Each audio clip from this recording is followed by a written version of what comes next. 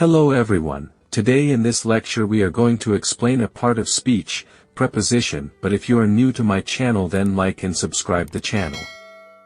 Well, let's move and learn it. It can be defined as: a preposition is a word that shows the relationship between a noun or pronoun and another word in a sentence. Simply, it means that the function of a preposition in a sentence is to show the relationship between a noun or pronoun and another word in the sentence. The preposition usually comes before the noun or pronoun. I think you are not getting the point. Just look at these examples. The book on the table is mine. Look at this example. In this sentence the preposition is on.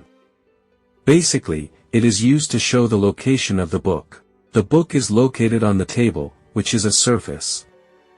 You can see here that the preposition on shows the relation of a book and a table. So, this is a preposition. The cat is between the two chairs. Again, in this sentence, the preposition is between. It shows the relationship between two chairs and the cat. So this is also a preposition and it shows the connection between these two nouns. The book is in the bag.